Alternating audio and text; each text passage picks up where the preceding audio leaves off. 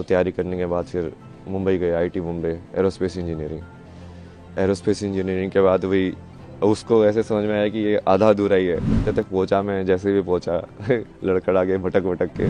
Base है वो आध्यात्म ही है। जो जिस चीज़ को तुम जहाँ पे हम जी रहे हैं उस जिंदगी में, यदि तुम्हारे पास यही सवाल नहीं आया कि मृत्यु के बाद क्या होना है मेरा, और ये मैं जन्म से पहले क्या था, मैं कुछ था कि नहीं था, तो इस सवाल के बारे में तो सोचोगे ना। बुद्ध को यही तो सवाल आए दो चार, लाइक ये बूढ़ा क्यों होता है, ये इंसान मरने के बाद क्या होता है, ये मृत्यु क्या होती है। अब आप सोच के देखो मृत्यु क्या होती है। कोई आपसे ज़्यादा ताकतवर है तो आप सोचोगे यार इसके पास ऐसी कौन सी शक्ति है कि इसको ज़्यादा ताकतवर बना रही है मेरे से, तो आपका भी रुझान उसी की साइड होगा। उसके बाद जैसे इसमें भी काम किया मैंने, मैगजीन्स वगैरह में, फिल्म मेकिंग भी की मैंने, डॉक्यूमेंट्री फिल्म्स में मेरी, लाइक फिक्शन फिल्म भी है बहुत सारा कंटेंट है भाई। मैं तो ये चाहता हूँ ना कि ये सारी चीज़ें सिर्फ आध्यात्मिकता से लिमिटेड ना हो। यहाँ पे बेसिकली महाकुंभ के अंदर देश के सबसे बड़े बड़े साइंटिस्ट में आने चाहिए। तो इसरो के साइंटिस्ट वही बैठ के तुम डिस्कस करो ना विज्ञान को, और वो बोलो उन बाबा का कि तुम्हारे पास ज्ञान है तो तुम इस चीज़ का भी जवाब दो। दुनिया के सबसे बड़े धार्मिक उत्सव महाकुंभ का आयोजन इस बार उत्तर प्रदेश के प्रयागराज में हो रहा है। देश विदेश से श्रद्धालु आस्था की डुबकी लगाने के लिए प्रयागराज पहुंच रहे हैं। नागा बाबाओं, अघोरियों और महिला संतों और दुनिया के सबसे सम्मानित धार्मिक नेताओं से मिलने के लिए महाकुंभ एक मंच है। यहाँ कोई श्रद्धालु भगवान शंकर का रूप लेकर आता है तो किसी ने मां काली का वेश धारण किया है। इन सब के बीच महाकुंभ में आए आईटीएन बाबा की काफी चर्चा हो रही है। महाकुंभ में इन्हें लोग इंजीनियर बाबा भी कहते हैं। इनका दावा है कि उन्होंने बॉम्बे के इंडियन इंस्टीट्यूट ऑफ टेक्नोलॉजी से एरोस्पेस इंजीनियरिंग की है। साइंस का रास्ता छोड़कर उन्होंने अध्यात्म का रास्ता अपना लिया है। अब उन्हें अध्यात्म की जिंदगी में शांति मिलती है। सुनिए उन्हीं के जुबानी उनकी कहानी। जैसे ये सवाल पहले मुझसे कुछ पूछा था ना, कहाँ से आए हो, तो उसको बहुत सारे जवाब देता था। कभी बोलता था कैलाश से आया हूँ, कभी बोलता था मैं कुंड से आया हूँ, कभी बोलता था यहाँ से आया हूँ। बट फिर मुझे समझ में आया कि ये जो आप जो पूछ रहे हो उसके हिसाब से दो। ये पूछ रहे हैं कि अभी इस शरीर का जन्म कहाँ से हुआ है तो हाँ, उसका वो तो हरियाणा में जन्म है मेरा। हरियाणा में झज्जर जो ज़िला है, तो स्कूलिंग वगैरह वहाँ से हुई। फिर उसके बाद पढ़ाई के लिए जैसे जेई वगैरह एग्ज़ाम की तैयारी की। तो तैयारी करने के बाद फिर मुंबई गए, IT Mumbai, aerospace engineering. Aerospace engineering के बाद वही उसको ऐसे समझ में आया कि ये आधा अधूरा ही है, कि इससे तुमको क्या मिलेगा। मतलब ठीक है पैसे तो मिल जाएंगे, बट वो क्या तुम वो वाली चीज़ पूरी लाइफ भर कर सकते हो क्या सेम। अब वो लाइफ भर यदि नहीं कर सकते मतलब तुम उब जाओगे इस चीज़ से। तो मेरे को वैसा चाहिए था, लाइक पूरा जॉब, लाइक हाँ ऐसी चीज़ मुझे मिल जाए जो मैं करता रहूँ, बस मज़ा आता रहे, लाइफ चली जाए पूरी। और उसकी खोज में तुम निकलते गए, फिर जैसे मीनिंग ऑफ लाइफ तुम ढूंढते रहते हो, यार ये लाइफ का मतलब क्या है, मुझे क्या करना चाहिए। आगे बढ़ते जाते हो, आगे बढ़ते जाते हो। उसमें बहुत सारे ऐसे रास्ते आए, बहुत सारी चीज़ें हुई बीच बीच में, यहाँ वहाँ मोड़ आए बहुत सारे। धीरे धीरे आके फिर तुमको वही फाइनली वही तुम ऐसे ही देखते हो कि जो होना होता है वो वैसे ही होता है। तो वैसे ही हुआ, सत्य तक पहुंचा मैं जैसे भी पहुंचा लड़खड़ा के भटक भटक के। फिर उसके बाद अभी तो जैसे फिर उसको समझ में आया कि अभी जो भारत का जितना भी ये वैदिक जो ज्ञान बोलते हैं या पुराना जो संस्कृति ज्ञान बोलते हैं, वो सारा का सारा उसी के ऊपर डिपेंडेंट है। मतलब अपने जितने भी हैं ये नाट्य शास्त्र या जो भी बनाए गए हैं, वो सब आध्यात्म को केंद्र बिंदु लेके बनाए गए हैं। सब राग जो डिज़ाइन हुए हैं, म्यूज़िक से लेके, परफॉर्मेंस लेके, फिर रहन सहन से लेके, फिर जो जो परिवार का जो विधि है, शादी का विधि है, संस्कार जो होते हैं बच्चों के सारे ये उस चीज़ को केंद्र बिंदु लेके डिज़ाइन किए गए हैं। पूरा सिस्टम जो पूरा जो जैसे आश्रम की व्यवस्था थी पहले कि हाँ ब्रह्मचर्य आश्रम होगा, गृहस्थ आश्रम होगा, तो वो पूरा वैसे ही उन्होंने बनाया है कि अब इस माया में तुम कैसे डिज़ाइन करो कि वो आध्यात्म वाला जो कनेक्शन है वो बना रहे, कि लोग खो ना जाए ज़्यादा। क्योंकि माया को तुम हटा नहीं सकते हो, क्योंकि वो माया बनी हुई इसलिए एंजॉय करने के लिए, उसको जीने के लिए। बट वो यदि कनेक्शन टूट जाएगा, जो कि अभी काफ़ी टूटा हुआ है, अभी लोगों को वही लगता है कि ये सब अलग अलग है। अलग अलग नहीं है, वही की चीज़ है वो। कैसा अध्यात्म है और कैसी कौन सी चीज़ें जिसने आपको ट्रिगर किया अध्यात्म?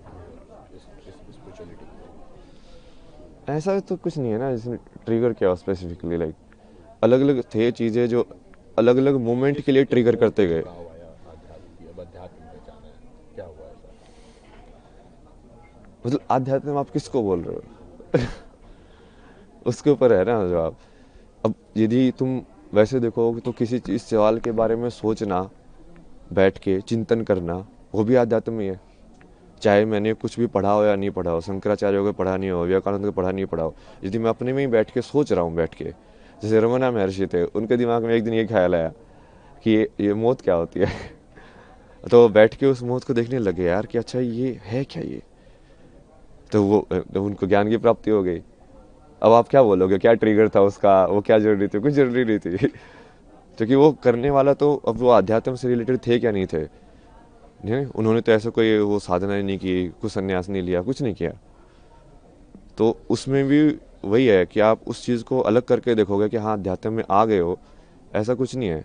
जो भी इंसान ईमानदारी से सवाल करता है, मतलब सत्यनिष्ठा के साथ कि हाँ अब मुझे इस चीज़ को जानना ही है, चाहे वो मैथमेटिक्स हो, चाहे वो कोई फिजिसिस्ट हो, चाहे कोई कैसा भी साइंटिस्ट हो, वो बोलेगा कि नहीं नहीं मुझे इस पूरे सत्य को जानना है, तो वो वही चीज़ में पहुंचेगा फाइनली।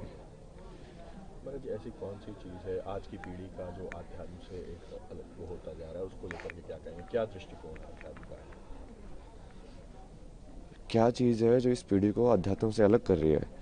और दृष्टिकोण क्या होना चाहिए? दृष्टिकोण तो यही होना चाहिए कि ये सब उसी के ऊपर ही बेस है, कि जो बेस है वो आध्यात्म ही है। जो जिस चीज़ को तुम, जहाँ पे हम जी रहे हैं उस ज़िंदगी में, यदि तुम्हारे पास यही सवाल नहीं आया कि मृत्यु के बाद क्या होना है मेरा, और ये मैं जन्म से पहले क्या था, मैं कुछ था कि नहीं था, तो इस सवाल के बारे में तो सोचोगे ना। बुद्ध को यही तो सवाल आए दो चार, लाइक ये बूढ़ा क्यों होता है, ये इंसान मरने के बाद क्या होता है, ये मृत्यु क्या होती है। अब आप सोच के देखो मृत्यु क्या होती है। अब आप सोचोगे, चिंतन करोगे, आपको समझ में आएगा यार इसका जवाब कहाँ मिलेगा। फिर आप ढूंढोगे कि अच्छा तू दे सकता है इसका जवाब, तू दे सकता है इसका जवाब। मान लो सेटिस्फाई हुआ, आपको समझ में आया कि हाँ ये जवाब है, नहीं तो जो आप उसका जो पद्धति है उसको फॉलो करोगे कि हाँ अच्छा इसको ऐसे जवाब इसका पाया जा सकता है। तो उसके वही बहुत सारे तरीके हैं, बट वो हर चीज़ वही से रिलेटेड है। आप सेम चीज़ लाइक क्रिया योगा में मैंने लोगों का एग्जाम्पल भी दिया ना कि ब्रह्म ज्ञान की प्राप्ति तो विराट कोहली के भी हो सकती है।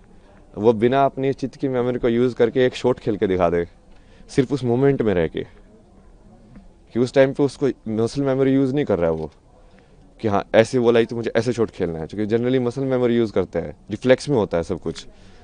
बिना रिफ्लेक्स यूज़ किए उस प्रेजेंट मेमोरी में रह के यदि वो मोमेंट कर सकता है तो वो क्रिया योगी बन जाएगा।